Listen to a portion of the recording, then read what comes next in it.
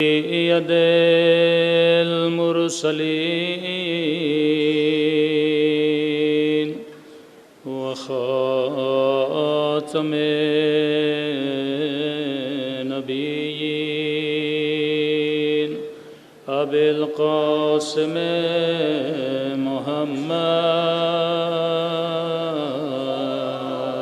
اللهم صل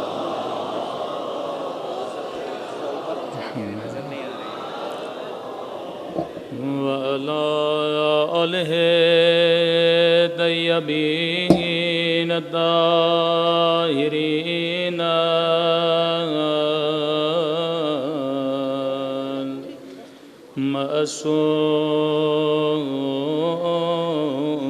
معصومین۔ سب مل کے مولا کے ظہور کی دعا۔ اللہم کل ولیک حجت ابن الحسن صلواتک علیہ وعلى آبائه في هذه الساعة وفي كل وليا وحافظا وقائدا وناصرا ودليلا وعنا حتى تسكنه أرضك وتمتعه فيها طويلا برحمتك يا أرحم الراحمين۔ صلوات پڑھیں محمد۔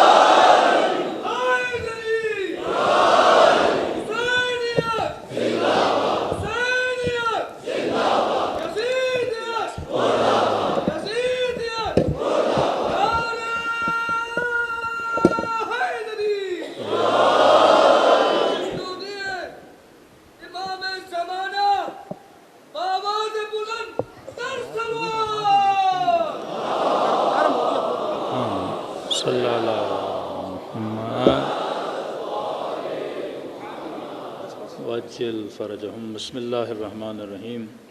رب اشرح لی صدری ویسر لی امری واحلل عقدۃ من لسانی یفقهوا قولی۔ اما بعد فقد قال رسول اللہ صلی اللہ علیہ وآلہ وسلم ان الحسین مصباح الہدی وسفینۃ النجات۔ صلوات پڑھے محمد وآل محمد۔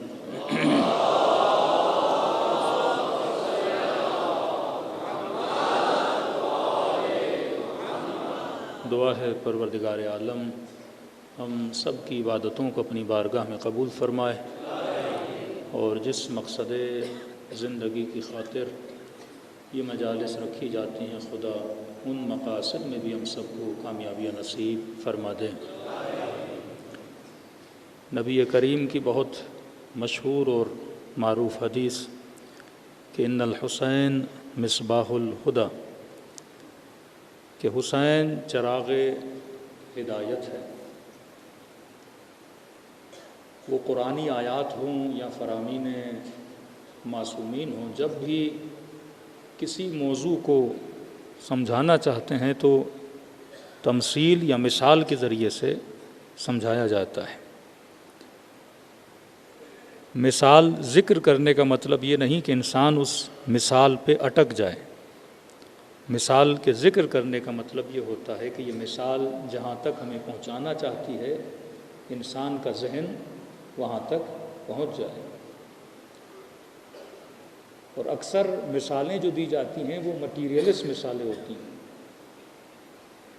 کہ مثلاً اگر آپ میں سے کسی سے یہ سوال کرے کہ غیبت بڑا گناہ ہے یا زنا بڑا گناہ ہے، تو عمومی طور پہ جواب یہی ملتا ہے کہ زنا بڑا گناہ ہے، حالانکہ احادیث اس کو اشد من الزنا بیان کرتی ہیں، کیونکہ زنا انفرادی گناہ ہے، غیبت اجتماعی گناہ ہے۔ انفرادی گناہ جب انسان کرتا ہے تو اس کی ذات کو نقصان پہنچتا ہے، اجتماعی گناہ کرنے سے خود کو بھی نقصان پہنچاتا ہے اور معاشرے کو بھی فاسد کرتا ہے۔ لیکن جب اس گناہ کی برائی کو بیان کیا گیا تو بعض روایات تو اتنی سخت ہیں کہ فرمایا جس نے غیبت کی اس کی مثال ایسے ہے جیسے کعبۃ اللہ میں اپنے محرم رشتے کے ساتھ زنا کیا۔ کبھی آپ نے سوچا کہ خدا ایسی مثال کیوں دے رہا ہے؟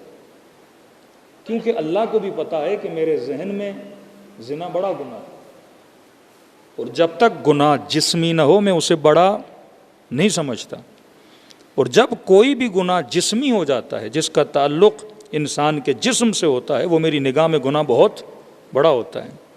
تب کہا کہ یہ غیبت کا گناہ اس گناہ سے بھی کیا ہے؟ بدتر ہے۔ یہاں ایک بحث چلی اہل سنت میں اور شیعوں میں اور ایون ہمارے علماء کے بیچ میں بھی کہ نبی بشر ہیں یا نبی نور ہیں، کیونکہ جب لفظ زبان سے ادا ہوتا ہے تو ذہن میں کیا بنتا ہے؟ تصور بنتا ہے۔ مثلا میں کہوں نجف تو آپ کا ذہن فوراً کہاں پہنچا؟ نجف پہنچ گیا۔ میں کہوں گا کربلا تو ذہن کہاں پہنچا؟ کربلا پہنچ گیا۔ خود لفظ کی اہمیت نہیں ہوتی۔ اب یہ جو میں باتیں کر رہا ہوں، لفظ ادا کر رہا ہوں، الف بے تے کی کوئی ویلیو نہیں ہے۔ لفظ کا مطلب یہ ہے کہ جو میرے باطن میں ہے وہ اس کو کیا کرے؟ ظاہر کرے۔ لفظ انسان کے باطن کو ظاہر کرتا ہے، لیکن اگر میں صرف الف بے تے الف بے تے الف بے تے بولتا رہوں تو آپ کو میری کوئی بات بھی سمجھ نہیں آئے گی۔ لفظ محمل ہو، لفظ مستعمل ہو، ایک ایسا لفظ جو معنی رکھتا ہو۔ اب اگر لفظ معنی رکھتا ہے تو اپنے ساتھ ایک تصور بھی لاتا ہے۔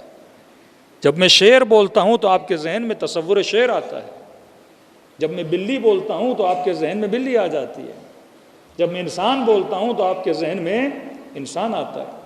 تو لہٰذا خدا اگر کسی موضوع کو سمجھانا چاہتا ہے تو وسیلہ کیا ہے سمجھانے کے لیے؟ الفاظ۔ اور الفاظ اپنے آپس میں کیا رکھتے ہیں؟ تصور رکھتے ہیں۔ اور سب سے پہلا تصور جو میرے ذہن میں آتا ہے، اگر وہ تصور ہی غلط ہو تو معنی کیا ہو جائے گی؟ غلط ہو جائے گی۔ نبی نور ہیں، نبی بشر ہیں، یہ بحث چلی۔ بعض نے کہا کہ بشر ہیں، بعض نے کہا کہ نور ہیں۔ جنہوں نے دلیل دی بشر ہیں ان کی دلیل یہ تھی کہ بھائی نبی ملائکوں سے افضل ہیں اور ملائک نور ہیں، اور نبی خود کہہ رہے ہیں انما انا بشر مثلکم، میں تمہاری طرح کیا ہوں؟ بشر ہوں۔ تو کہا کہ نبی جب ملک سے افضل ہے اور ملک نور ہے اور نبی بشر ہے تو بشر کیا ہوا؟ افضل ہوا۔ کچھ نے کہا نہیں، بشر نہیں ہے، نور ہے، کیونکہ بشر مادے اور مٹیریل کا نام ہے، بشر فنا ہونے کا نام ہے، اور لہٰذا نبی نور ہیں، کیونکہ اللہ اپنے لیے کہتا ہے اللہ نور السماوات والارض، اللہ زمین و آسمان کا نور ہے، اور خود نبی نے کہا کہ اول ما خلق اللہ ہو نوری۔ حالانکہ مسئلہ نہ نور کا تھا نہ بشر کا تھا، مسئلہ لفظ کو سمجھنے کا تھا، کہ جب ہمیں نور کے معنی سمجھ نہیں آئیں گے تو ہم کنفیوژن کا شکار ہو جائیں گے۔ اب میں جب لفظ نور لیتا ہوں تو آپ کے ذہن میں سب سے پہلا تصور کس چیز کا آتا ہے؟ روشنی کا۔ اور جب میں کہتا ہوں نبی نور ہیں تو آپ کے ذہن میں کیا آتا ہے؟ نبی روشن ہے۔ تو کیا واقعاً اہل بیت علیہ الصلوۃ والسلام یا رسول خدا اگر کسی گلی سے گزرتے تھے تو کیا یہ مثال ایسے ہے کہ جب گلی سے گزرتے تھے تو جس طرح ایک بلب روشن ہوتا ہے کہ گلی اس طرح روشن ہو جاتی تھی؟ اگر ایسا ہوتا تو پھر چھٹے امام کے جب واقعات پڑھتے ہیں کہ مختلف واقعات میں امام خانہ خدا کی جب زیارت کے لیے جاتے تھے، زوار خانہ خدا کی مدد کرتے تھے، اور کئی لوگ امام کو پہچانتے نہیں تھے۔ اگر چہرے سے لائٹ نکل رہی ہوتی جو ہمارے ذہن میں تصور نور ہے، اگر چہرے سے روشنی نکل رہی ہوتی تو ہر بندے کو پہچاننا چاہیے تھا کہ یہ کون ہے، یہ میرا امام ہے۔ لیکن وہ شخص کہتا ہے کہ جب میں نے دیکھا یہ اتنی خدمت کر رہا ہے زوار خانہ خدا کی، اور میں نے رات کے اندھیروں میں سے مناجات کرتے ہوئے سنا تو یہ آواز مجھے جانی پہچانی لگی، ارے اس آواز کو تو میں نے مدینے میں سنا ہے۔ اور جب میں آگے بڑھا اور چہرے پر نگاہ پڑی تو مجھے پتا چلا یہ میرا چھٹا امام موجود ہے۔ ایسا نہیں کہ اہل بیت اگر گلی میں چلتے تھے یا گھروں میں آتے تھے تو جس طرح آپ کے بلب کی روشنی ہوتی ہے اسی طرح سے ان کے چہروں سے کیا نکلتا تھا، نور نکلتا تھا۔ ہاں اگر چاہتے اپنی نیت اور ارادے سے گلی کو روشن کر سکتے تھے، اگر چاہتے تو پوری کائنات کو بھی نورانی کر سکتے تھے۔ تبھی ملتا ہے کہ جب مولا کا ظہور ہوگا اکثر لوگ یہ کہیں گے ہم نے دیکھا تھا پر پہچانا نہیں تھا۔ یہ نہیں نور کا مطلب کہ چہرے سے کیا نکل رہا ہو، روشنی نکل رہی ہو۔ اب نور سے مطلب کیا ہے؟ کیونکہ جب ہمارا تصوری لفظ غلط ہے تو ہماری معرفت بھی کیا ہو جاتی ہے، غلط ہو جاتی ہے۔ اصل مسئلہ امت میں، مسلمانوں میں کس چیز کا ہے؟ لفظوں کا مسئلہ ہے نا۔ ایک بندہ ایک لفظ سے ایک معنی لے رہا ہے، دوسرا بندہ لفظ سے دوسری معنی لے رہا ہے۔ اور خدا بھی جب سمجھانا چاہتا ہے تو کن چیزوں کے ذریعے سمجھاتا ہے؟ الفاظ کے ذریعے سمجھاتا ہے۔ تو فرمایا نور سے مراد روشنی نہیں ہے، نور سے مراد علم ہے۔ جو علم خدا دادی علم ہے جو اہل بیت علیہ الصلوۃ والسلام کو ملا، لیکن نور کی تشبیہ کیوں دی گئی؟ یہ بولا جاتا ہے یہ علم ہے، جبکہ علم کی تعریف بھی آتی ہے تو بولا جاتا ہے العلم نور، علم کیا ہے؟ نور ہے۔ علم کو روشنی کیوں بولا جاتا ہے؟ کیونکہ علم چھپی ہوئی چیزوں کو ظاہر کر دیتا ہے۔ آپ ابھی امام بارگاہ میں بیٹھے ہیں، پچھلے کمرے میں کیا ہے، کون ہے، آپ کے پاس علم نہیں ہے، وہ چیز آپ سے کیا ہے؟ غائب ہے، چھپی ہوئی ہے۔ لیکن مثلا میں اس کمرے سے آیا ہوں، مجھے پتا ہے کہ وہاں پہ کیا ہے، تو وہ میرے لیے کیا ہے؟ ظاہر ہے۔ آپ کے لیے کیا ہے؟ غائب ہے۔ تو نبی نور ہے، مطلب کائنات کا علم جو ہمارے لیے غائب ہے، ہمیں پتہ نہیں ہے، وہ علم سارا حضرت مصطفیٰ کے پاس موجود ہے۔ کہ جب علم آتا ہے تو جو پتہ نہیں ہے اس کا پتہ لگ جاتا ہے۔ تبھی فرمایا حسین کی مجلسوں میں آؤ، یہاں نور ملتا ہے۔ نور کا مطلب کیا ہے؟ بندہ نورانی بنتا ہے۔ یہ تو نہیں آپ مجلس سے نکلیں گے اور آپ کو 8-10 لائٹیں لگ جائیں گی اور گلی میں جاؤ گے تو لوگ کہیں گے بڑا روشن ہو گیا بندہ۔ ہاں، نور کا مطلب کیا ہے؟ مطلب علم لیتے ہو، تمہارے ذہنوں کو ذکر حسین روشن کرتا ہے، تمہارے ذہنوں کو علم ملتا ہے، اور زندگی گزارنے میں انسان کو کیا ملتی ہیں؟ آسانیاں ملتی ہیں۔ اب رسول نے اس حدیث میں اسی طرح سمجھانے کی کوشش کی کہ ان الحسین مصباح الہدی، حسین چراغ ہدایت ہے۔ لفظ استعمال کیا چراغ کا۔ اب آپ اگر گلگت سے مثلا اسکردو جاؤ، بلتستان جاؤ اور گاڑی رات کو لے کر جا رہے ہو، اب روڈ کو کون دکھاتا ہے؟ جو گاڑی کی ہیڈ لائٹ ہوتی ہے، چراغ ہوتا ہے، اس کا کام کیا ہے؟ روڈ دکھائے۔ خدا نہ خواستہ وہ چراغ بند ہو گیا تو آپ کو روڈ نظر نہیں آئے گا، ایکسیڈنٹ ہونے کا خطرہ ہے۔ تو فرمایا اگر روڈ پر چراغ نہ ہو تو روڈ اور راستہ نہیں ملتا۔ اور ضلالتوں اور گمراہی میں اگر خدا نے کسی کو چراغ بنایا ہے تو حسین ابن علی کو بنایا ہے۔ ہاں؟ یہ چراغ گھروں کو دکھانے کے لیے نہیں ہے، یہ چراغ روڈوں کو دکھانے کے لیے نہیں ہے، یہ چراغ کس کو دکھانے کے لیے؟ راہ ہدایت کو دکھانے کے لیے۔ اب لفظ بدل کر امیر المومنین کے لیے بھی ایسا ہی ایک جملہ ہے کہ علی مع الحق والحق مع علی، علی حق کے ساتھ ہے، حق علی کے ساتھ ہے۔ فرمایا یہ نہ دیکھنا کہ حق کہاں جا رہا ہے، یہ دیکھنا کہ علی کہاں جا رہا ہے۔ 5 منٹ کے لیے رک کے سوچئے یا رسول اللہ کیا یہ ممکن ہے کہ حق کہیں اور جائے اور علی کہیں اور جائے؟ تو یہ کہنا کیوں پڑا کہ یہ مت دیکھنا کہ حق کہاں جا رہا ہے، یہ دیکھنا کہ علی کہاں جا رہے ہیں۔ اب کنفیوژن کب بنتا ہے؟ مثلا رسول خدا دنیا میں تھے، نبی کے ساتھ بڑے ساتھی ساتھ تھے، اب ظاہر ہے نبی بھی حق، نبی کا ساتھ دینے والے بھی حق۔ اب رسول خدا دنیا سے چلے جاتے ہیں، ایک بڑا کنفیوژن کریٹ ہو جاتا ہے۔ جنگ جمل ایک طرف علی ابن ابی طالب، دوسری طرف نبی کی زوجہ ہے. جنگ صفین، ایک طرف علی ابن ابی طالب، دوسری طرف بقول مسلمان کاتب وحی ہے. اب امت کی نگاہ میں تو سارے حق ہیں نا، امت تو سب کو حق مانتی ہے نا. بھائی جنہوں نے قائد اعظم کا ساتھ دیا، رائٹ اور لیفٹ، تو بندے سب کہتے تھے نا سب کیا ہیں؟ ظاہر ہے جنہوں نے ریولیوشن میں ملک بنانے میں ایک ساتھ دیا ہے تو ظاہر کیا ہیں؟ حق ہیں. اب رسول نہیں ہیں. یہ جو بدر میں رسول کے ساتھ، خیبر میں رسول کے ساتھ، خندق میں رسول کے ساتھ بڑے بڑے رشتے ہیں نبی کے ساتھ، کوئی صحابی ہے، کوئی زوجہ ہے.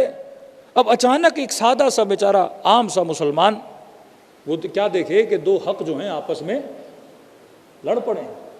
اس کو میں سمجھانے کے لیے اس طرح کہتا ہوں، بعض مومنین کہتے ہیں مولانا رمضان میں جب ہم ٹی وی کھولتے ہیں تو 4 5 مولوی بیٹھے ہوتے ہیں، ہاں 4 5 مولوی، اور آپس میں ایسے لڑتے ہیں جیسے مرغا لڑتا ہے.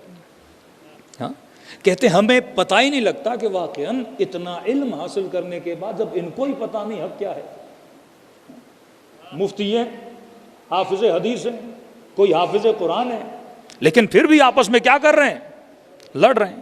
اب نیچے جو بندہ دیکھنے والا ہے، کوئی ڈاکٹر ہے، کوئی انجینئر ہے، کوئی بیچارہ ٹیچر ہے، کوئی بیچارہ مزدور ہے، اس نے علم کس سے لینا ہے؟ مفتی اور عالم سے لینا ہے. اب وہ ٹی وی پہ دیکھے کہ چاروں کے چاروں آپس میں کیا کر رہے ہیں؟ لڑ رہے ہیں. تو وہ بیچارہ پریشان ہو جاتا ہے نا، میں جاؤں تو کہاں جاؤں. یہی تم نے آج 4 دیکھے ہیں لڑتے ہوئے.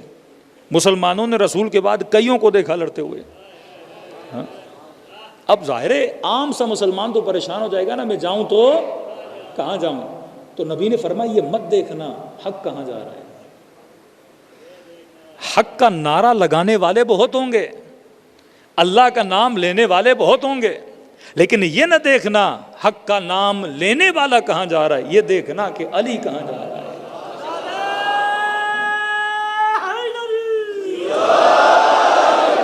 جہاں جہاں علی جائے گا وہیں وہیں پر حق جائے گا. اب اس کو سمجھانے کے لیے ایک اور آسان آپ کو مثال دے دوں.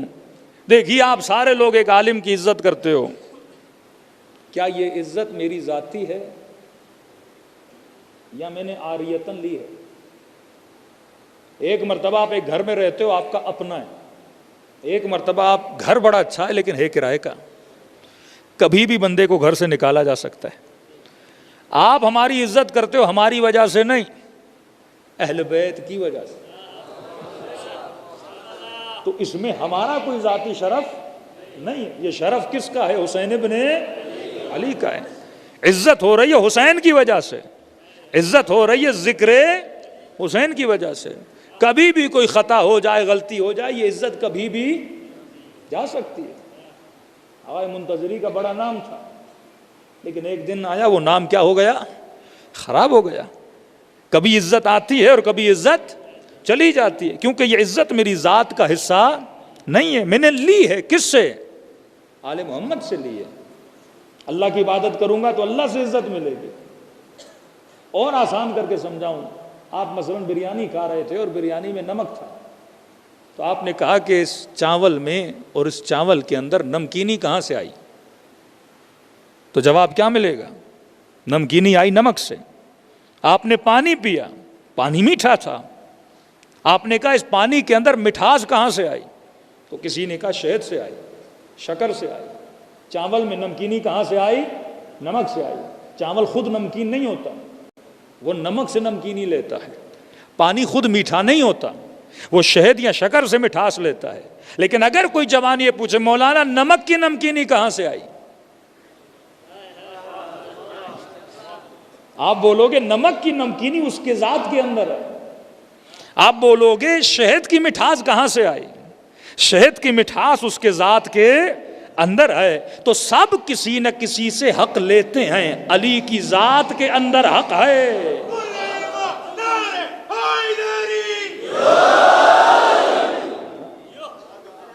علم ان کی ذات کے اندر ہے. یہ اگر کسی کے محتاج ہیں تو پروردگار عالم کے محتاج ہیں.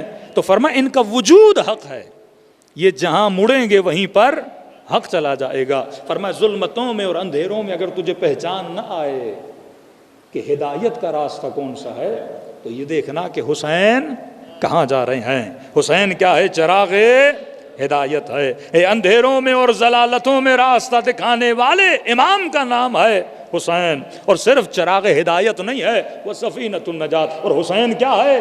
کشتی نجات بھی ہے. اب یہ عجیب جملہ ہے. ایک مرتبہ آپ نے کہا کہ مولانا میں نے کربلا جانا ہے، بتائیے کربلا کیسے جایا جاتا ہے؟ میں نے آپ کو کربلا جانے کا راستہ بتایا کہ بندے خدا پاسپورٹ بنواؤ، ویزا لگواؤ، اگر بائی روڈ جانا ہے تو یہ راستہ ہے، اگر بائی ایئر جانا ہے تو یہ راستہ ہے. میں آپ کو راستہ بتا رہا ہوں، لے کر نہیں جا رہا. کہ حسین کے اندر دو خوبیاں ہیں، حسین راستہ دکھاتا بھی ہے اور جنت تک لے کر بھی جاتا ہے. فرمایا یہ کشتی نجات ہے. یہ صرف راستہ دکھاتا نہیں ہے، یہ نجات کی کشتی ہے. یہ تجھے سوار کر کے اور معاشروں کے بھنور سے نکال کر جنت تک پہنچاتا بھی ہے. اور یہ وہی کشتی ہے جس میں آج مجلس حسین میں آپ آ کر سوار ہو گئے ہیں. لیکن سوار یہ ہے کہ بندہ ہمیشہ سوار رہے. یہ نہیں کہ مجلس کے بعد کشتی سے اتر کے چلا جائے. اگر ہمیشہ اس کشتی میں سوار رہو گے تو تمہارا راستہ بالآخر کہاں تک پہنچے گا؟ جنت تک پہنچے گا. اور اس کی دلیل یہ ہے کہ حر جب اس کشتی میں سوار ہوا تو حسین نے کہا حر تو دنیا میں بھی حر ہے اور آخرت میں بھی حر ہے. صلوات پڑھے محمد و آل محمد.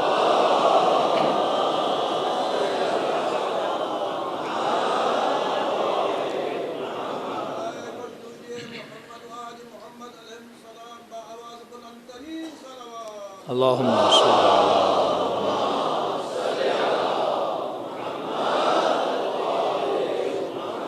وعجل فرج. آواز اگر تھوڑی بڑھا دیں کیونکہ 3 دن میں پھر گلے کا ستیاناس ہو جائے گا اگر اس طرح رہا. صلوات پڑھے محمد و آل محمد پر.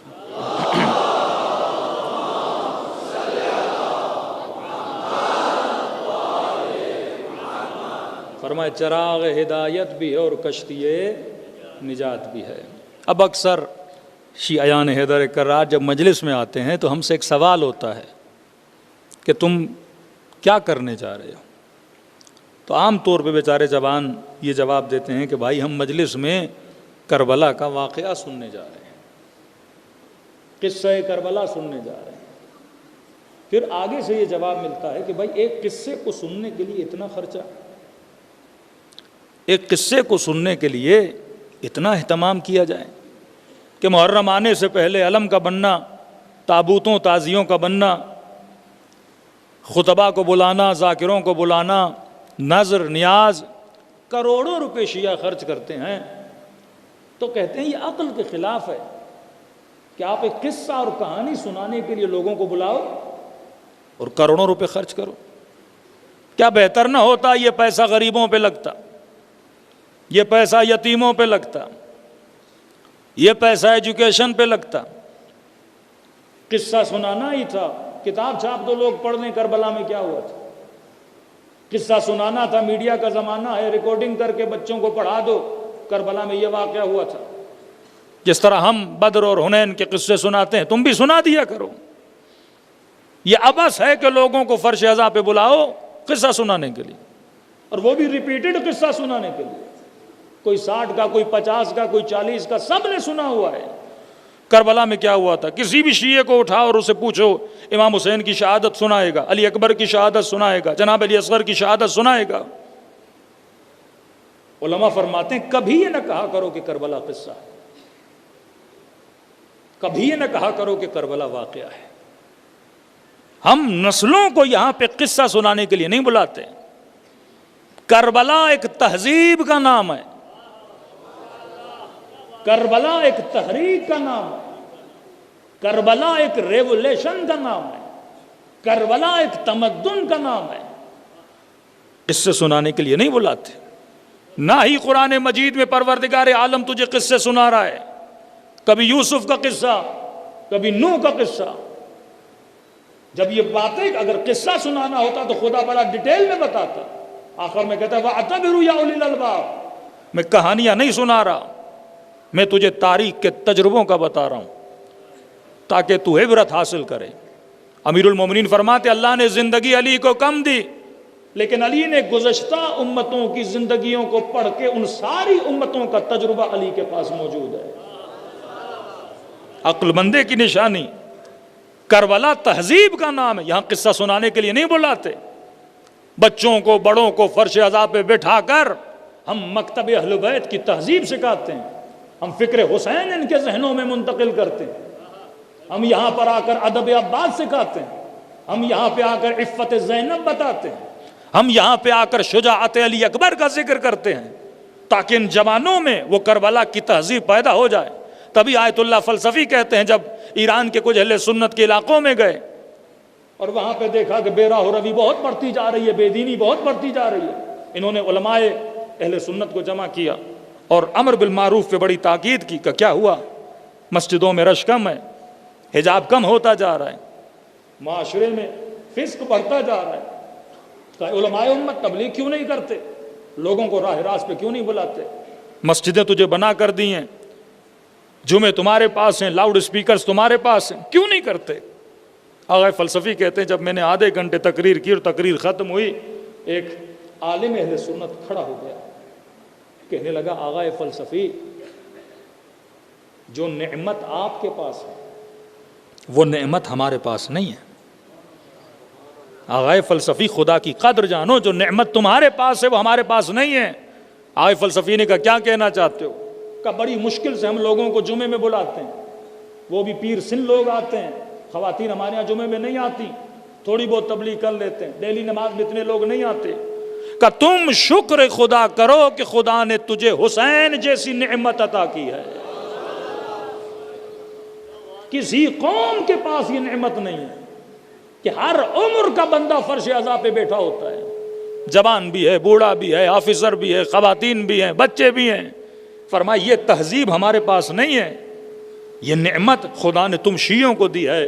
ایک سیاسی پارٹی جلسہ بھی کرنا چاہے, 20 گاڑیاں, پیسوں کی لالچ, کھانے کی لالچ لوگوں کو دے کے بلاتی ہے, لیکن فرمایا تم شیعوں کے یہاں محرم کا چاند نظر آتا ہے, ہاں زیادہ اعلان کرنے کی ضرورت نہیں پڑتی, بس یہ بولا جاتا ہے کہ زہرا کے لال حسین کی مجلس ہے.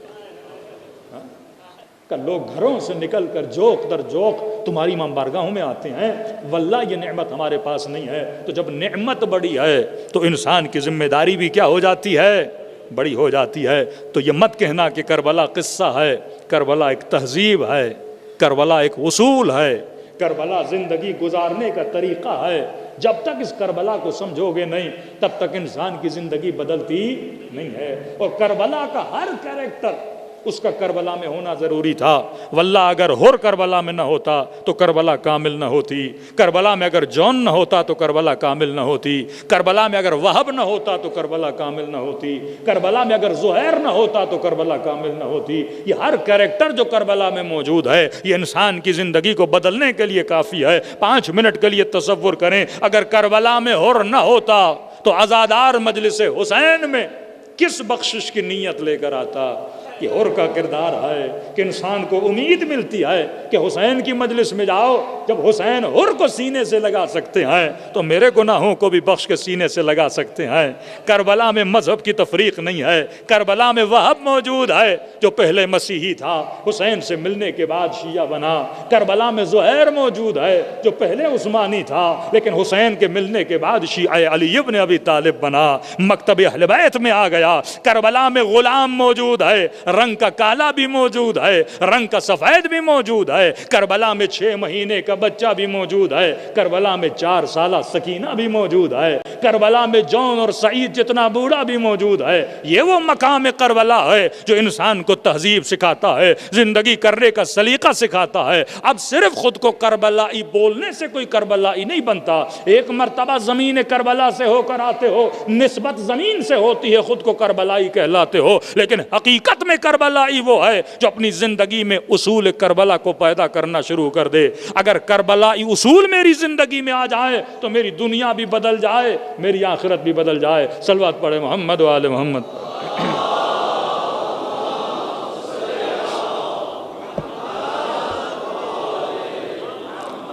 واجل فرجہم.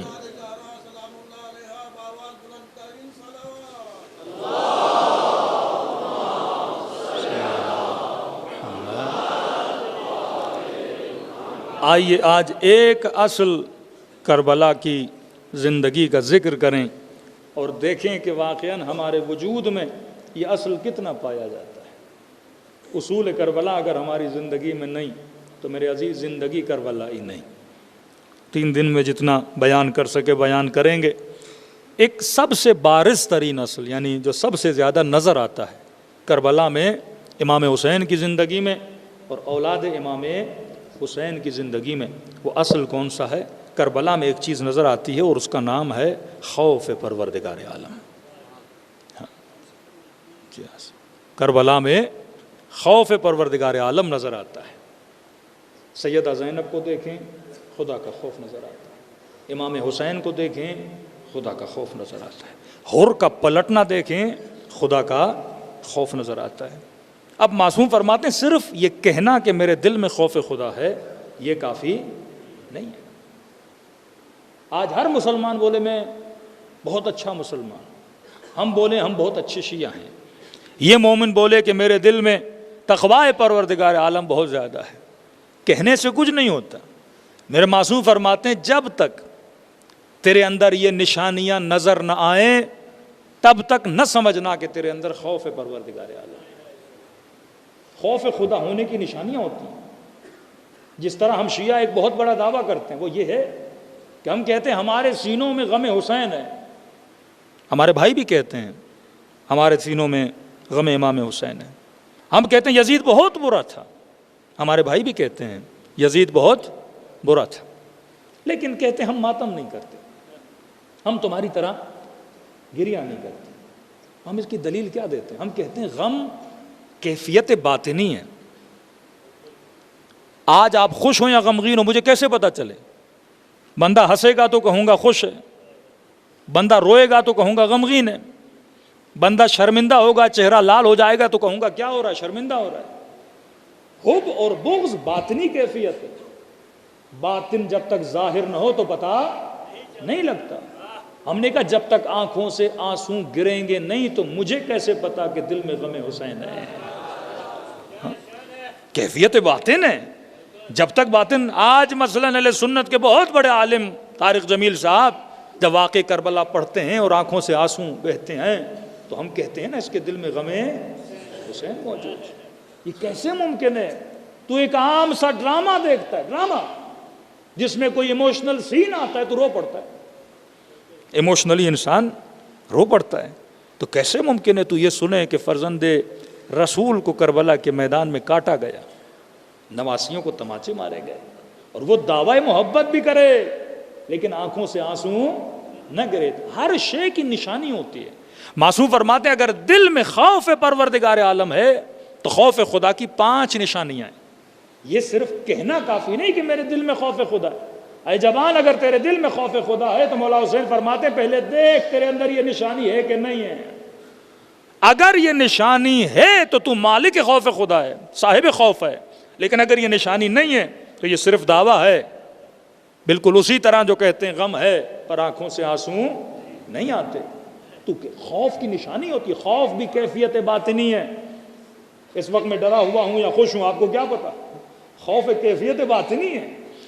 فرمایا کیسے پتا چلے گا؟ فرمایا پہلی نشانی جو خوف پروردگار عالم رکھتا ہے، پہلی نشانی یہ ہے کہ وہ خدا کو ناظر مانتا ہے۔ اگر تو خدا کو ناظر مانتا ہے تو سمجھو تیرے اندر خوف خدا ہے۔ ناظر کا مطلب یعنی یہ تیرا بلیو ہے، یہ تیرا ایمان مستحکم ہے کہ ہر لمحہ مجھے پروردگار عالم دیکھ رہا ہے۔ وہ سیدہ زینب جو زندان شام کی اندھیری راتوں میں نماز تہجد کے لیے اٹھے، یہ خوف خدا آج نسلوں میں پایا جاتا ہے۔ اس اللہ کی آنکھ پہ ہے کسی کو ایمان؟ صدیوں سے ہمارے نسلیں سنتی آ رہی ہیں دجال کی آنکھ، دجال کی آنکھ۔ ارے جتنا تجھے دجال کی آنکھ پہ ایمان ہے اتنا اللہ کی آنکھ پہ ایمان ہے۔ آج ایک ہی آنکھ پہ ایمان ہے، وہ کیمرے کی آنکھ ہے، وہ سرمایہ دارانہ آنکھ ہے، وہ دشمن خدا کی آنکھ ہے۔ ہم یہ دیکھتے ہیں کہ وہ نہ دیکھ لے اور اس کی اطاعت میں سب کچھ کرنے کے لیے تیار ہے، لیکن کسی نے اللہ کی آنکھ کو دیکھا کہ واقعاً اس 60-70 سال کی زندگی میں خدا کی آنکھ تجھے دیکھ رہی ہے۔ امام حسین کے پاس ایک جوان آیا، مولا کوئی راستہ ہے کہ انسان گناہ کر سکے کسی ایسی جگہ؟ امام نے کہا ایک راستہ ہے۔ کہا مولا کون سا؟ کہا ایسی جگہ جا کر گناہ کر جہاں خدا نہ دیکھے۔ کہنے لگا مولا حسین ایسی کوئی جگہ نہیں۔ کہا جب تجھے پتا بھی ایسی کوئی جگہ نہیں تو ایسے سوال حسین سے کرتا کیوں ہے؟ یہ ایمان قوی ہونا چاہیے کہ پروردگار عالم کی آنکھ مجھے ہر جگہ کیا کر رہی ہے؟ دیکھ رہی ہے۔ ایک چرواہا اپنی بکریاں لے کے چرانے کے لیے گیا، 800-900 بکریاں، کچھ جوان بھی پکنک کے لیے جنگل میں سیر کے لیے نکلے۔ ان کو شدید بھوک لگی، جوانوں کی نگاہ چرواہے پر پڑی، دیکھا 1000 سے زیادہ بکریاں ہیں۔ چرواہے کو کہا کہ ایک بکری دے، تجھے جتنے پیسے چاہیے ہم سے لے لے۔ چرواہے نے کہا کہ بکریاں میری نہیں ہیں، امانت ہے، لوگوں کی امانت ہے۔ کہ چرواہے کون سی بڑی بات ہے، ایک بکری دے دے، 1000 بکریاں ہیں، سبوں کی تعداد میں، مالک کو کیا پتا چلے گا کہ ایک کم ہو گئی ہے؟ ہاں ایک دے دے۔ اس نے کہا نہیں، اگر پتا چل گیا تو میں پھنس جاؤں گا۔ کہ دیکھو اگر پتا چل گیا تو بول دینا کوئی بھیڑیا آیا تھا اور بکری کھا کے چلا گیا۔ یوسف کے بھائیوں نے جب یوسف کو کنویں میں پھینکا نا تو انہوں نے پلاننگ کی۔ شیطان آپ کو بڑی اچھی پلاننگ بتاتا ہے۔ بیٹا گھر آنے میں دیر کرتا ہے، باپ پوچھتا ہے کہاں تھے؟ بابا دوست کا ایکسیڈنٹ ہو گیا تھا۔ پھر دوست کو فون کیا، مثلاً پتا چلا، پھر کوئی اور بہانہ بھی ڈھونڈ لیتا ہے، یعنی اسٹیپس بناتا ہے۔ یہ پوچھے گا تو یہ بولوں گا، وہ پوچھے گا تو وہ، جہاں یہاں پکڑا گیا، ہر چیز کے لیے ایک جواب ڈھونڈتا ہے۔ اپنی چوریوں کے لیے جواب ڈھونڈتا ہے، اپنے گناہوں کے لیے جواب ڈھونڈتا ہے، اپنی خطاؤں کے لیے جواب ڈھونڈتا ہے۔ کب پتہ نہیں لگے گا، پتہ لگ گیا تو کیا بولنا؟ بھیڑیا کھا گیا۔ چرواہے نے کہا بارک اللہ، شاباش، بڑے تیز ہو، تم نے سب کے لیے جواب ڈھونڈا ہے، لیکن یہ تو بتا فَأَيْنَ اللَّهُ، اللہ کے لیے بھی کوئی جواب ہے؟ لوگوں کے لیے تو تم نے بڑے جواب ڈھونڈے ہیں،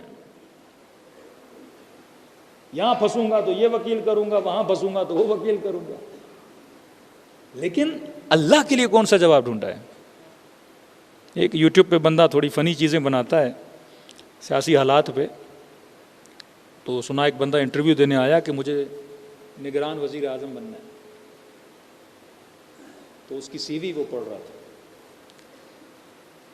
کہ آپ کے کارنامے کیا ہیں، آپ کی ایبلٹی کیا ہے، کیا کر سکتے ہیں آپ؟ کہ پہلی ایبلٹی میری یہ ہے کہ میں کسی چوری کو چھوٹی چوری نہیں سمجھتا، جو بھی آئے میں کھا لیتا ہوں، وہ چاہے گٹر کا ڈھکن ہی کیوں نہ ہو، بینک کا لون معاف کروانا وہ بھی ہڑپ لیتا ہوں، زکوٰۃ کا پیسہ وہ بھی ہڑپ لیتا ہوں۔ کہ چلیں یہ تو بڑی اچھی ہمارے کام کی ایبلٹی ہے۔ ہاں، کہا کہ اگر آپ رنگے ہاتھوں پکڑے جاؤ پھر کیا کرو گے؟ کہ صاف مکر جاؤں گا۔ کہ نہیں پکے ثبوت ہوں پھر کیا کرو گے؟ کہ جج خریدوں گا۔ کہ جج ایماندار ہو پھر کیا کرو گے؟ کہ بیمار پڑ جاؤں گا، جان چھوٹ جائے گی۔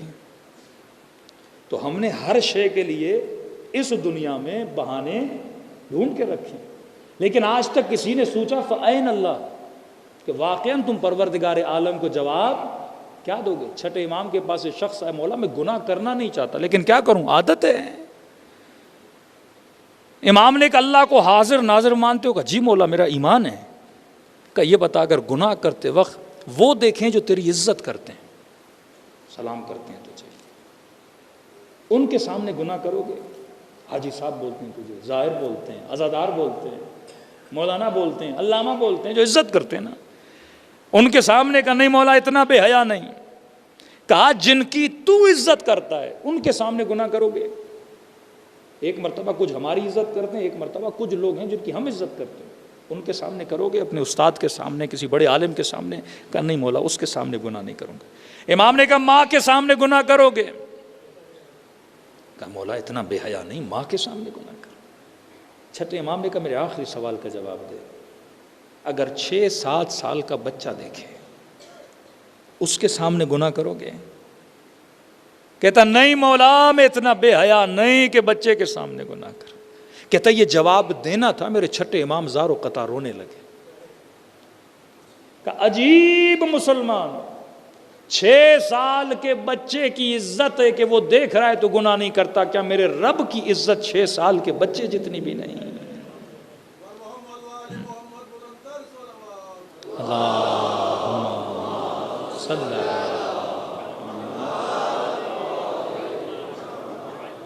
یہاں تیرا ایمان ہے، خدا دیکھ رہا ہے، یہاں تیرا ایمان نہیں ہے۔ اگر تیرا ایمان ہے، اللہ کی آنکھ کو ناظر مانتا ہے، تو بندے کے وجود میں کیا ہونا چاہیے؟ خوف پروردگار عالم ہونا چاہیے۔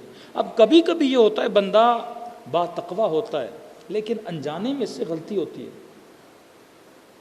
تو علماء فرماتے ہیں ایسے بندوں کو خدا خواب کے عالم میں بیدار کرتا ہے تاکہ اسے اپنی غلطی کا احساس ہو اور اپنی غلطی کو کیا کرے؟ صحیح کرے۔ ایک بہت بڑا تاجر تھا، بیواؤں کی مدد کرتا تھا، یتیموں کی مدد کرتا، بچیوں کی شادیاں کرواتا، لوگوں کے گھروں میں راشن بیچتا، یعنی پورے اہل علاقہ میں مشہور تھا کہ اس سے بڑا کوئی خیر نہیں ہے۔ ایک دن یہ رات کو سو گیا، خواب کے عالم میں اس نے دیکھا کہ یہ مر گیا ہے اور اس کا حساب و کتاب ہو رہا ہے۔ ملائکہ اس کا سارا چیک کر رہے ہیں، تم نے یہ اچھائی کی، تم نے یہ اچھائی کی، کہ سب کچھ چیک ہو کے مجھے کیا بولا؟ اب آپ فری ہو جنت میں جانے کے لیے، آپ کا حساب کلیئر ہے۔ کہتا بڑا خوش ہوا، الحمدللہ حساب کلیئر ہوا اور مجھے جنت کی طرف بھیجا جا رہا ہے۔ انہوں نے کہا کہ بس آگے بڑھو گے، یہ چھوٹی 3-4 پہاڑیاں ہیں، ان کو کراس کرو گے اور آگے کیا ہے؟ جنت ہے۔ میں نے کہا بڑی بات نہیں ہے، چھوٹی پہاڑیاں تھیں، بالکل چھوٹی پہاڑیاں، کہ بس یہ 3-4 پہاڑیاں پار کرو اور آگے جنت کا راستہ ہے، سیدھا جنت۔ اب اس کا کام کیا تھا؟ یہ تاجر تھا، کیا بیچتا تھا؟ چنے، بڑی مقدار میں، ہول سیل کا اس کا بزنس تھا، مارکیٹ میں چنے بیچتا تھا۔ اب کہتا ہے جب پہاڑی کے قریب پہنچا تو میں نے کیا دیکھا؟ یہ پہاڑیاں مٹی کی نہیں ہیں، چنوں کی ہیں۔ مٹی کی پہاڑی ہو تو بندہ چڑھے اور پہاڑی کو کراس کر کے آگے بڑھ جائے، اب چنے کی پہاڑی کا مطلب یہ پاؤں رکھتا پاؤں اندر چلا جاتا۔ کہتا ہے کوشش کرتا رہا، اب چنے پہ کیا چڑھے بندہ؟ ہاں، ایک چاول کا پہاڑ ہو، چنے کا پہاڑ ہو تو بندے کا پاؤں ہی اندر چلا جائے، کوئی محکم چیز ہو کہ بندہ اوپر بھی چڑھ پائے نا۔ کہتا ہے بڑی کوشش کی، پہاڑی پہ چڑھائی نہیں، اور اسی کوشش کرتے کرتے نیند سے اٹھ پڑا۔ 5 منٹ کے لیے سوچا یہ کیا خواب تھا؟ حساب کلیئر ہے، جنت تیرے سامنے ہے، لیکن جانے کے لیے پہاڑیوں کو پار کرنا پڑتا ہے، اور پہاڑیاں چنے کی اور میرا بزنس کون سا ہے؟ چنے کا ہے۔ پریشان ہوا، مارکیٹ میں آیا، کتاب اٹھائی، حساب و کتاب کیا، کہیں کسی کا قرضہ، کہیں کسی کے پیسے تو نہیں ہے میں نے دینے، بڑا حساب کیا، کوئی چیز نظر نہیں آئی۔ شاگرد کو بلایا، میں نے کہا صحیح بتا، تم نے خرید و فروش میں، بیچنے میں کوئی کم و بیشی تو نہیں کی؟ کہا نہیں استاد جی ہر چیز صحیح بک رہی ہے، یہ لکھا ہوا اتنا بیچا۔ کہا نہیں صحیح بتاؤ، کہیں 1 گرام 2 گرام بیچنے میں تو کمی بیشی نہیں کی ہے؟ کہتے ہاں استاد جی ایک کام ہم کرتے ہیں۔ کہا کیا کرتے ہیں؟ کہا بیچتے وقت ہم چنوں کو پانی لگاتے ہیں، زیادہ نہیں، 100 گرام وزن بڑھ جاتا ہے، یعنی 1 کلو بیچنا ہو تو 100 گرام پانی ہوتا ہے، 900 گرام چنے ہوتے ہیں۔ اس نے کہا بدبخت یہ کام کیوں کرتے ہو؟ مجھے نہیں بتایا۔ وہ کہا مرسوم ہے پورے بازار میں، ہم نہیں کرتے، بازار کا ہر چنے بیچنے والا کیا کرتا ہے؟ پانی لگاتا ہے۔ کہا تم نے ان سب کے ساتھ قیامت میں اٹھنا ہے یا علی بن ابی طالب کے ساتھ اٹھنا ہے؟ تمہارا امام کون ہے؟ عوام تمہارے امام ہے یا علی بن ابی طالب؟ یہ زمانہ تیرا امام ہے یا حجت خدا تیرا امام ہے؟ کہ اب جتنوں کو بیچا ہے وہ سارا پیسہ اس نے نکالا اور رد مظالم کی نیت کر کے اس نے راہ خدا میں دیا۔ یہ مت سمجھو اللہ کی دربار میں حساب و کتاب نہیں ہے۔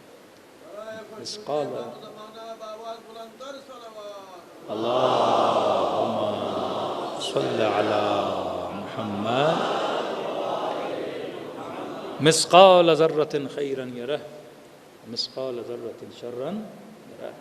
ذرے ذرے کا خدا حساب لیتا ہے۔ حقوق الناس اگر انسان کے گلے پر ہیں، کربلا کا میدان ہے، وہ لوگ جو امام حسین کی مدد کرنے آئے، امام نے فرمایا اگر کسی کے سر پر کسی کا دین ہے تو پہلے جا کے ادا کرے، پھر حسین کی مدد کرے۔ کسی کا قرضہ کسی کے سر پر ہے، کسی کے پیسے کسی کے سر پر ہے، پہلے جا کے ادا کر، پھر حسین کی مدد کر۔ کسی نے کہا مولا حسین ایسا نہ ہو میں جاؤں اور آتے آتے دیر ہو جائے۔ امام نے فرمایا اگر یہ مسئلہ ہے تو جلدی جا، کسی کو اپنا وکیل بنا کے واپس آ، کہ تیرے مرنے کے بعد بھی کیا کرے، تیرا قرضہ ادا کرے۔ جو چیزیں آپ کے سر پر ہیں، خوف خدا اگر ہو تو بندہ اپنے جیتے جی مسائل کو حل کر کے چلا جائے۔ ایران میں ایک بندہ مر گیا، اس نے وصیت لکھی کہ میری اتنی نمازیں قضا ہیں، اتنے پیسے قضا نمازوں کے لیے، اتنے پیسے قضا روزوں کے لیے، اتنا قرضہ فلاں کے لیے ہے، یہ پیسے دیے جائیں۔ مولانا کہتے ہیں جب ہم وصیت پہ عمل کرنے کے لیے آئے، بیٹوں کو کہا کہ یہ باپ نے پیسہ بولا تھا نمازوں کے لیے روزوں کے لیے، انہوں نے کہا جب اس نے نہیں پڑھی ہم کیوں پڑھائیں۔ تو کبھی اولاد پہ بھی بھروسہ یہ نہیں ہونا چاہیے، اپنی زندگی میں بندہ نکال کے ادا کر دے، کیونکہ جب تک تو زندہ ہے یہ اختیار کس کے پاس ہے، تیرے پاس ہے، پروردگار عالم نے دیا ہے۔ دو جوان آئے نا رسول خدا کے پاس، اور ان کے پاس گودام تھا پورا کھجوروں کا، اور انہوں نے سارا گودام اپنے والد کے ایصال و ثواب کے لیے اللہ کی راہ میں دے دیا۔ رسول جب اس گودام میں آئے تو زمین پر ایک دو کھجوریں پڑی تھیں، نبی نے وہ کھجوریں اٹھائیں، کہا اگر اپنی زندگی میں یہ دو کھجوریں اپنے ہاتھ سے دیتا تو اس کا ثواب جو کچھ تم نے دیا ہے اس سے زیادہ ہوتا، جو آپ خود کرتے ہو اس کا ثواب بہت زیادہ ہوتا ہے۔ تو انسان اپنے وجود میں خوف خدا بنائے، حر اگر حر بنا اسی خوف خدا کی وجہ سے۔ یہ صفت اگر انسان کے وجود میں نہ ہو نا، خوف الہی کی صفت۔ اب یہ میں نے پڑھا نہیں ہے لیکن ایک عالم سے یہ واقعہ سنا کہ کربلا میں امام حسین ہم نے کیا کہا، چراغ ہدایت، ہدایت مولا کی ذات میں۔ اب یہ نہیں کہ سامنے والا کون ہے، ان کا کام ہی کیا ہے، ہدایت دینا۔ کہتے ہیں شمر جب مولا کے سینے پہ سوار تھا، اس وقت بھی مولا کی کوشش تھی کہ شمر کو اپنی طرف کیا کریں، متوجہ کریں، کہ شمر دیکھ تو کس کے سینے پہ سوار ہے، اس چہرے کو غور سے دیکھ، یہ کس کا چہرہ ہے۔ کہ مجھے نہیں جانتا میں کون ہوں، میں تیری نبی کی بیٹی کا بیٹا حسین۔ تو اس وقت بھی اس نے کہا کہ حسین جانتا ہوں کون ہوں۔ کہ شمر تیرا مقصد کیا ہے؟ کہ مقصد آپ کا قتل ہے۔ امام نے فرمایا میرے بدن کو دیکھ، اتنے زخم آئے، اگر تو تھوڑی دیر کے لیے کھڑا ہو جائے خون بہے گا اور خود بخود میری روح پرواز کر کے نکل جائے گی۔ قتل ہی تیرا مقصد ہے حسین، ویسے ہی دنیا سے چلے جائیں گے، لیکن اپنے ہاتھوں کو حجت خدا کے قتل سے رنگین نہ کر، کیونکہ ہر خطا کی معافی ہے پر قتل حسین کی معافی نہیں ہے۔ یہ گناہ بہت بڑا ہے۔ پھر بھی باز نہ آیا۔ کہتے ہیں جب اس نے خنجر چلایا تو وہ خنجر امام حسین کا گلا کاٹ نہیں رہا تھا۔ کہنے لگا حسین یہ گلا کیوں نہیں کٹ رہا؟ کہ یہ وہ جگہ ہے جہاں پہ میرے نانا بوسہ دیا کرتے، یہ وہ جگہ ہے جہاں میری اماں زہرا بوسہ دیا کرتی تھی۔ میں نے پڑھا نہیں، یہ میں نے سنا ہے، لیکن یہ بات دل کو چھوئی تب جب میں نے یہ جملہ امام زمانہ سے سنا کہ میرا سلام ہو کربلا کے اس شہید پہ جس کی گردن کو پیچھے سے کاٹا گیا، آخر تک کوشش کر رہے تھے کیونکہ چراغ ہدایت۔ جب حر مولا کی خدمت میں آیا، آنکھوں پہ پٹی ہاتھوں میں رسی، امام نے فرمایا حر آنکھوں پہ پٹی کیوں باندھی ہے؟ کہ مولا اے کاش اندھا ہو جاتا پر مولا کی آنکھوں میں آنکھیں ڈال کے نہ دیکھتا۔ اور ہاتھوں میں رسی کیوں باندھی ہے؟ فرمائے کاش مولا ہاتھ کٹ جاتے پر آپ کی لجا میں فرس میں ہاتھ نہ ڈالتا۔ حسین کہتے آجا میرے سینے سے لگ جا، نہیں کہا بھیا حر حسین کے سینے سے لگ جا۔ جب کوئی معافی مانگ کر ان کے در پہ آتا ہے یہ قریبی ترین رشتے میں اس کو پکار کے اپنے سینے سے لگاتے ہیں. اب خوف اتنا ہر کے وجود میں کہ امام نے کہا بھیا اور میرے سینے سے لگ جا، بشارت دی اور تجھے جنت مبارک ہو. لیکن تاریخ لکھتی ہے روتا رہا. کہ مولا آپ نے معاف کیا؟ کہا حسین معاف کیا. کہ مولا اگر اجازت ہو میں زہرا کی بیٹیوں سے معافی مانگ لوں. کہ اور اس پورے گھرانے کا اخلاق ہے کہ اگر میں نے معاف کیا تو سمجھو میری بہنوں نے معاف کیا. کہ مولا سکون نہیں مل رہا، اجازت دے میں خود معافی مانگوں. جب امام نے پوچھا اور اتنا اصرار کیوں کر رہا ہے؟ کہتا ہے مولا جب آپ کا راستہ روکا تھا نا، مجھے کچھ اماریوں سے کچھ بیبیوں کے رونے کی آواز آ رہی.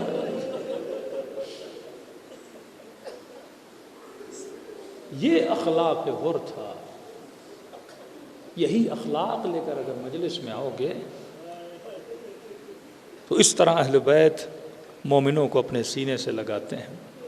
کل انشاءاللہ جوانوں کا واقعہ بھی نقل کروں گا کہ کس قدر ثواب ہے مجلس امام حسین میں آنا. چھوٹے سے چھوٹا کام بھی امام اپنی ڈائری میں لکھتے ہیں جو مومن عزاء حسین کے لیے انجام دیتا ہے. بندہ اگر عاشق ہو تو اپنے معشوق کی زیارت کے لیے تڑپتا ہے. عشق ہو پر تقاضے دیدار نہ ہو، یہ عشق ایسا ہے. کسی مومن نے دیکھا، بوڑھا تھا، کہ لوگ بسوں میں سوار ہو کے کربلا کی طرف جا رہے ہیں. اس کی آنکھوں میں آنسو بھر آئے. دوڑا دوڑا گھر گیا، مصلی پہ بیٹھا، رو کے کہنے لگا مولا حسین کیا تیری زیارت صرف امیروں کے لیے ہے؟ کیا تیری کربلا صرف صحت مندوں کے لیے ہے؟ مولا میں غریب ہوں، کربلا نہیں آ سکتا. کیا کہیں گے ملائک، اے بدبخت قبر میں حسین کی ایک زیارت کا ثواب لے کر نہیں آئے. مولا آپ تو کریم ہے. کریم کا مطلب جو کسی کو کسی نعمت سے محروم نہ کرے. بوڑھا کہتا ہے رو رو کے مجھے نیند آ گئی، خواب کے عالم میں حسین کی زیارت نصیب ہوئی. فرمائیے مت کہنا کہ ہم کریم نہیں ہیں. وہ میری زری کی زیارت کے لیے گئے، حسین اپنے چہرے کی زیارت کرانے تیرے خواب میں آیا ہے. کہ سن میرے زائر، زندگی میں ایک بار بھی اگر آ سکتا ہے میری کربلا ضرور آنا. کیونکہ مرنے کے بعد جب اس کے ثواب کو دیکھو گے نا تو بڑا پچھتاؤ گے کہ کاش اپنا پیسہ میں حسین کی زیارت پہ لگا تھا. لیکن اگر نہیں آ سکتے تو ہم کریم ہیں. جب قم کے عالم نے امام زمانہ سے شکوہ کیا نا کہ مولا آپ کریم ہیں، کریم کا مطلب نعمت سے محروم نہ کرے. مولا ہم ہر معصوم کی قبر کی زیارت کر رہے، ہم شیعوں نے کیا بگاڑا کہ سیدہ فاطمہ کی قبر کی زیارت کا ثواب نہیں لے پا رہے ہیں. امام کی زیارت ہوئی. امام نے کہا قبر چھپانا مصلحت تھی، لیکن یہ مت کہو کہ ہم نے زیارت سے محروم رکھا ہے. ہم کریم ہیں. جس نے فاطمہ کی قبر کی زیارت کا ثواب لینا ہے وہ قم میں معصومہ کی زیارت کر لے. امام حسین نے فرمایا ہم کریم ہیں. فرمایا اگر نہیں آ سکتا کربلا تو فرمایا خلوص دل سے مجھ حسین کو سلام کیا کرو. مولا ایک سلام کروں گا ثواب زیارت مل جائے گا. فرمایا جب سلام کرو اور نہ چاہتے ہوئے اگر آنکھوں میں آنسو آ جائیں. ایک مرتبہ آدمی چاہ کر روتا ہے، ایک مرتبہ پتہ نہیں لگتا، خود بخود آنسو آنکھوں سے جاری ہوتے ہیں. فرمایا اگر یہ کیفیت تیرے اوپر آئے تو یہ مت سمجھنا یہ تیرے آنسو ہیں، حسین نے تجھے تیرے سلام کا جواب دیا ہے. مجلس حسین، ثواب زیارت حسین کمانے کے لیے دلوں کو کربلا لے کر چلیں. سلام کریں اپنے مولا پر اور کوشش کریں کہ اس طرح سلام کریں جس طرح کربلا میں بی بی زینب نے سلام کیا. السلام علی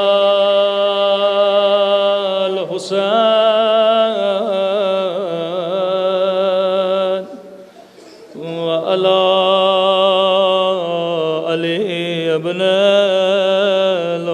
الحسین. سب مل کے وعلی اولاد الحسین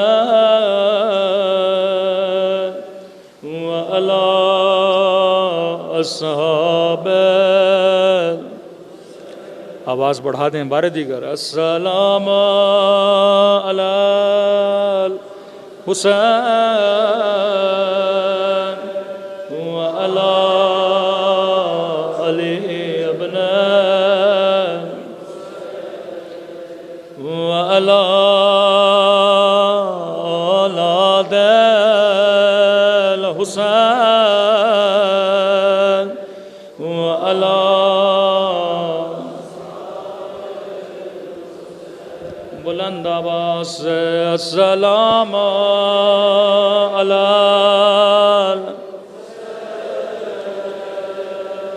وعلی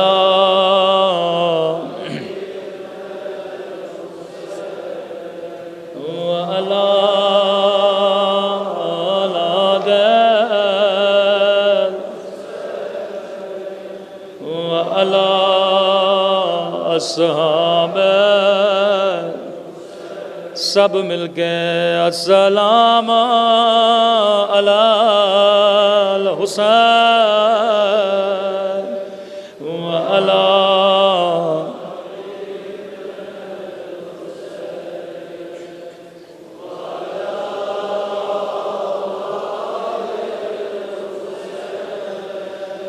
وعلی اصحاب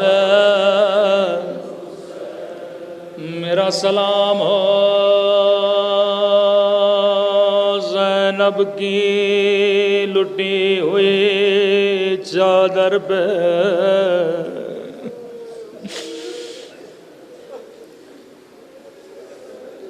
میرا سلام ہو رباب کی اجڑی ہوئی گودی پہ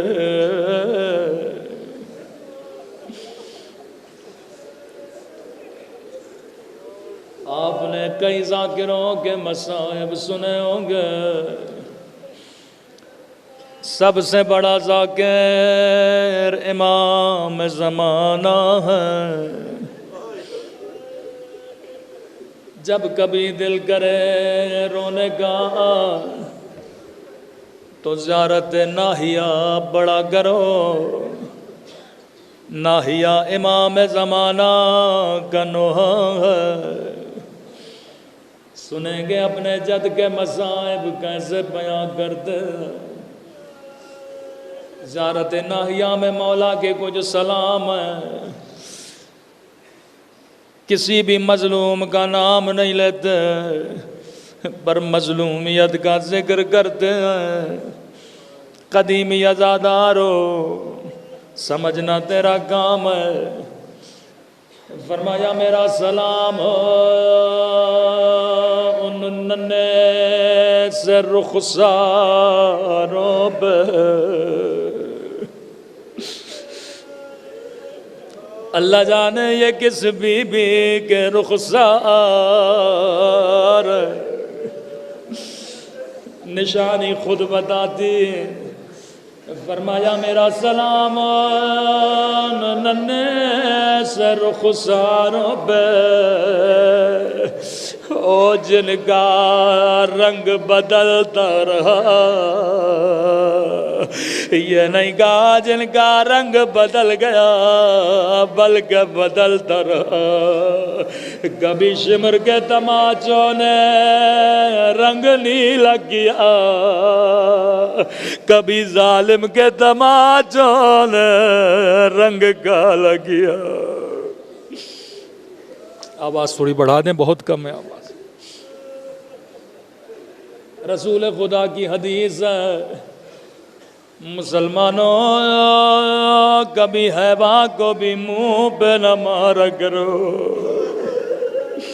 انہوں نے نبی کی نواسیوں کو چہرے پہ تماچے مارے جب بابا کا کٹا ہوا سر سکینہ کی گودی میں آیا، رو رو کے کہنے لگی او میرے غریب الوطن بابا، او میرے پیاسے بابا، بابا ذرا آنکھیں کھولو، ذرا میرے زخمی رخسار دیکھو۔ بابا تیری سکینہ کا رخسار چھوٹا تھا لیکن ظالم کا ہاتھ بڑا تھا۔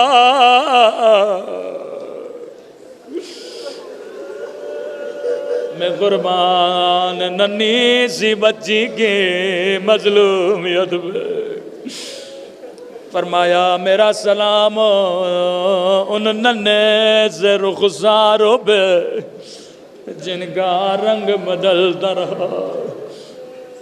اگلا سلام اس سے بھی درد بھرا سلام ہے، فرمایا میرا سلام ان زخمی کلائیوں پہ جنہیں رسیوں سے باندھا گیا تھا۔ اللہ جانے یہ کس بیوی کی کلائیاں ہے۔ کسی عالم نے کہا یہ زینب کے بندے ہاتھ ہیں۔ میں نے کہا کربلا میں بی بی زینب پہ بڑے بڑے مصائب آئے، بی بی نے تازیانے کھائے، نو کے نیزہ سے ظالم نے سیدہ کو کئی مرتبہ مارا، لیکن امام زمانہ نے وہ مصیبت یاد نہیں کی بلکہ سیدہ کے بندھے ہوئے ہاتھوں کو یاد کیا۔ اللہ جانے یہ کیسی مصیبت تھی۔ جب میں نے یہ روایت پڑھی بات سمجھ میں آ گئی۔